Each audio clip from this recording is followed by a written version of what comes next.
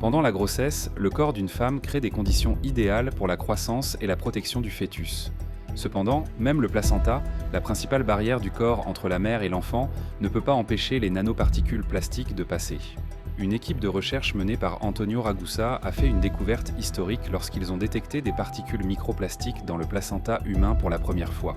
Leurs découvertes ont montré que le plastique peut pénétrer un endroit où aucun matériau artificiel n'avait jamais été trouvé auparavant.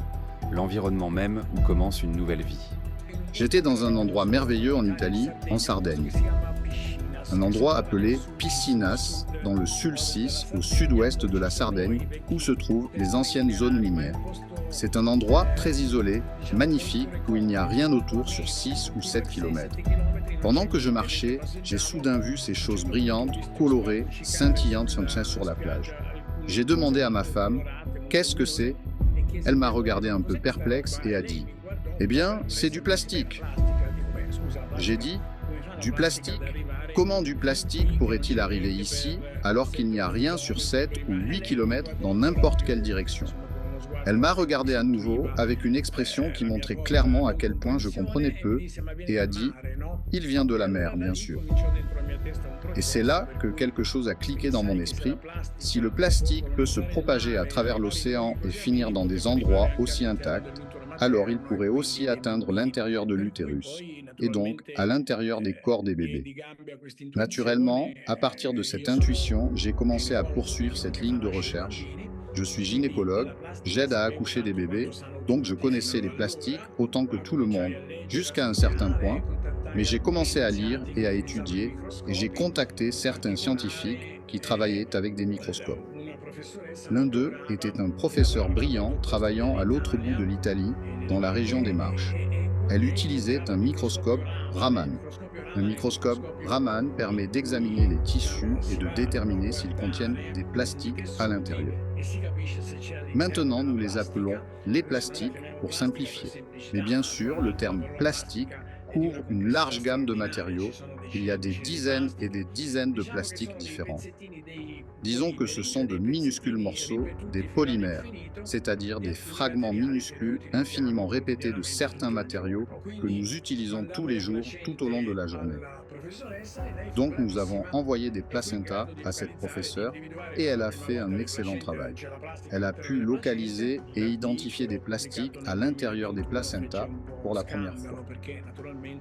L'article que nous avons publié en 2021 a causé un peu de scandale, parce que l'idée des plastiques à l'intérieur du placenta, à l'intérieur de nos bébés, était choquante pour les gens, parce que le plastique que nous trouvons dans les océans est le même plastique que nous trouvons finalement dans les enfants. Le plastique déclenche une inflammation et perturbe le flux sanguin dans le placenta.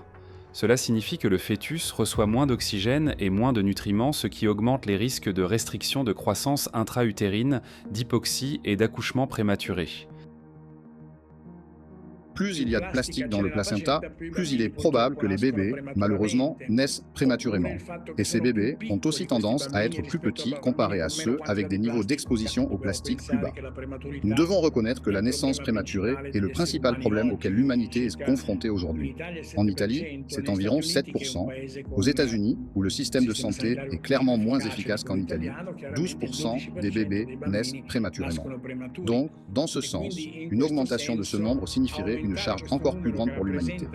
Biologiquement, pour les familles et pour tous les impliqués, et bien sûr économiquement pour ceux qui se soucient des coûts.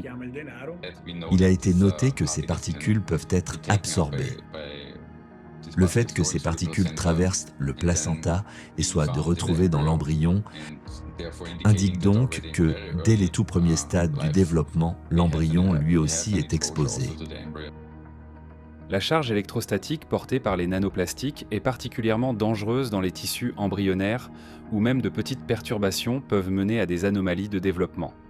En d'autres termes, les nanoplastiques commencent à nuire au corps de l'enfant même au tout premier stade de sa formation. Au cours des 2 dernières décennies, les médecins ont documenté une augmentation alarmante des malformations congénitales. Par exemple, des chercheurs chinois ont trouvé qu'en Chine, le taux de tels défauts a presque triplé. Des tendances similaires ont été observées dans d'autres pays. L'une des anomalies congénitales à la croissance la plus rapide chez les nouveau-nés est la gastroschisis. une malformation de la paroi abdominale antérieure dans laquelle les anses intestinales et parfois d'autres organes sortent de la cavité abdominale par une fente. La prévalence de ce défaut a augmenté au cours des 3 dernières décennies. Par exemple, aux États-Unis, entre 1995 et 2012, l'augmentation en pourcentage de la gastroschisis variait de 68% à 263%. Un nombre croissant d'enfants naissent aussi avec l'hypospadias, une anomalie dans laquelle l'ouverture urétrale chez les garçons est située dans une position anormale. Aux États-Unis, l'incidence de l'hypospadias a augmenté d'environ 17% au cours des 20 dernières années. Un nombre croissant de cas récents impliquant des malformations cardiaques congénitales, le syndrome de Down et d'autres anomalies de développement ont aussi été rapportés. Après la naissance, les enfants continuent d'être exposés aux particules de micro- et nanoplastiques. Les biberons en plastique, les emballages alimentaires et les jouets sont tous des sources de contamination. Quand un biberon contenant de l'eau chaude est secoué, jusqu'à 16 millions de particules microplastiques par litre peuvent être libérées. L'eau chaude et la stérilisation accélèrent davantage ce processus. En conséquence, les nourrissons sont exposés quotidiennement à des millions de particules microplastiques et à des billions de nanoplastiques. Les scientifiques ont même détecté des microplastiques dans le lait maternel. Des recherches ont montré que près de 40% des échantillons de lait maternel, l'une des sources de nutrition infantile les plus cruciales, contiennent déjà des microparticules plastiques dangereuses. En raison de leur taux métabolique plus élevé et de leur fréquence respiratoire, les enfants absorbent plus d'air, d'eau et de nourriture par unité de poids corporel que les adultes.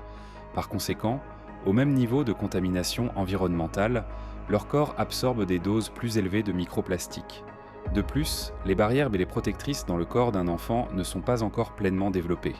Cela signifie que les particules plastiques peuvent pénétrer les tissus plus facilement et s'accumuler à des concentrations plus élevées. Par exemple, chez les enfants de moins de 2 ans, l'os ethmoïde n'est pas encore pleinement formé et ses ouvertures sont plus larges, ce qui permettrait aux particules plastiques de passer plus facilement par les nerfs olfactifs directement dans le cerveau. Le plastique est un infiltrateur, et ce sont principalement les enfants qui en sont affectés. Dans notre article scientifique qui a attiré beaucoup d'attention et a été largement cité, nous les avons appelés bébés cyborgs, ce qui signifie des bébés faits de matériaux organiques, mais aussi de matériaux inorganiques comme le plastique. Ces bébés sont plus petits, ils ont généralement un cerveau plus petit, et très peu finissent par présenter des niveaux de plastique plus bas dans leur organisme. Ils n'en sont pas totalement exempts, le plastique est partout, mais ils ont des concentrations plus faibles. En raison de la charge électrostatique des particules de micro- et nanoplastiques, ainsi que de la présence de bisphénol et de phthalates, les systèmes endocriniens et reproducteurs des enfants sont particulièrement vulnérables. Ces substances interfèrent avec la formation et le développement des organes reproducteurs, pouvant mener à l'infertilité plus tard dans la vie. Compte tenu des projections scientifiques, que d'ici 2045, l'humanité pourrait faire face à une infertilité généralisée, les enfants nés après 2020 pourraient avoir une forte probabilité de ne pas pouvoir concevoir leurs propres descendants. J'ai 2 petites filles, et pour moi, personnellement, tout ce que nous venons d'entendre est terrifiant. La vérité est que nous ne comprenons pas encore pleinement les conséquences catastrophiques de l'exposition de nos enfants aux micro- et nanoplastiques, ou, comme l'a dit le docteur Ragusa, qu'ils soient devenus des enfants cyborgs. Nous commençons seulement à saisir l'échelle de cette réalité. Et c'est vraiment déchirant de regarder de petits enfants et de réaliser qu'ils pourraient ne jamais pouvoir avoir d'enfants à leur tour, sans parler du fait que leur vie est déjà menacée aujourd'hui. Le système immunitaire est aussi en danger. Dans la petite enfance, il apprend encore à distinguer les amis des ennemis. L'exposition aux microplastiques peut perturber ce processus, augmentant le risque d'allergie, d'eczéma, d'intolérance alimentaire et même de maladies auto-immunes.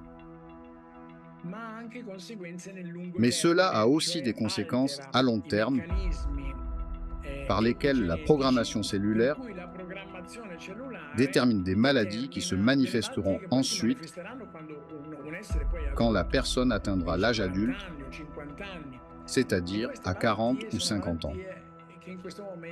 Et ce sont des maladies qui submergent actuellement, si ce n'est pas endommagent, notre monde. Ce sont les maladies qu'on appelle non transmissibles, obésité, hypertension, diabète et syndrome métabolique. Le cerveau d'un enfant est particulièrement vulnérable dans les premières années de vie, une période critique de développement rapide du système nerveux, quand les neurones se forment et où des connexions neurales complexes s'établissent. Cependant, le nanoplastique chargé électrostatiquement peut interférer avec ces processus délicats en induisant une inflammation, en endommageant les cellules nerveuses immatures et en entravant leur développement. En conséquence, la mémoire, l'attention et les capacités d'apprentissage peuvent être altérées et une instabilité émotionnelle peut surgir. Avec le temps, cela peut se manifester par de l'anxiété, des difficultés d'apprentissage et des épisodes d'agressivité. De plus, des études indiquent un lien potentiel entre l'exposition aux micro- et nanoplastiques et le développement de troubles du spectre autistique. Compte tenu de l'ampleur des dommages que les micro- et nanoplastiques chargés électrostatiquement peuvent infliger au corps humain, la communauté scientifique devrait examiner de plus près leur rôle possible dans la hausse rapide de l'autisme. Pour moi, en tant que père, c'est déchirant de réaliser à quel point nos enfants sont vraiment sans défense. Les micro- et nanoplastiques commencent à les affecter dès le moment de la conception, persistent tout au long du développement fœtal et continuent leur impact après la naissance. Malheureusement, les maladies dont nous avons déjà parlé ne sont pas les seules conséquences que les micro- et nanoplastiques peuvent déclencher chez les enfants. Selon les statistiques, le syndrome de mort subite du nourrisson est parmi les principales causes de mortalité chez les nourrissons de moins d'1 an. C'est quand un bébé apparemment en bonne santé meurt de manière inattendue et la cause reste inconnue même après tous les examens. Le nombre de ces tragédies augmente rapidement. Aux États-Unis, par exemple, le nombre de morts subites infantiles a augmenté de 12% entre 2020 et 2022. C'est une tragédie insupportable lorsqu'il n'y a aucun moyen de protéger un enfant. Puisque les nanoplastiques peuvent causer une inflammation chronique dans tout tissu qu'ils pénètrent, ils peuvent perturber la formation des connexions neuronales même avant la naissance, y compris dans les régions du cerveau fœtal qui contrôlent la respiration et la fonction cardiaque. Après la naissance, l'influence destructrice des nanoplastiques chargés électrostatiquement continue. Le système nerveux d'un nourrisson est encore en développement et reste hautement instable. Par conséquent, même de petites perturbations dans la transmission des signaux peuvent mener à un arrêt respiratoire ou cardiaque. Ces fonctions mêmes sont souvent altérées chez les nourrissons qui meurent du syndrome de mort subite du nourrisson. De plus, quand les micro- et nanoplastiques endommagent les mitochondries, les cellules affectées commencent à produire moins d'énergie. Pour compenser ce déficit, elles augmentent le nombre de copies d'ADN mitochondrial et étendent leur population de mitochondries. Des études ont montré que les enfants morts du syndrome de mort subite du nourrisson avaient un nombre significativement plus élevé de copies d'ADN mitochondrial dans leur cortex cérébral comparé au groupe de contrôle, suggérant que ce nombre pourrait servir de biomarqueur dans les cas de syndrome de mort subite du nourrisson. Ainsi, l'exposition aux micro- et nanoplastiques pourrait être un facteur clé dans le développement du syndrome de mort subite du nourrisson, ainsi que dans une gamme de pathologies contribuant à la mortalité infantile prématurée.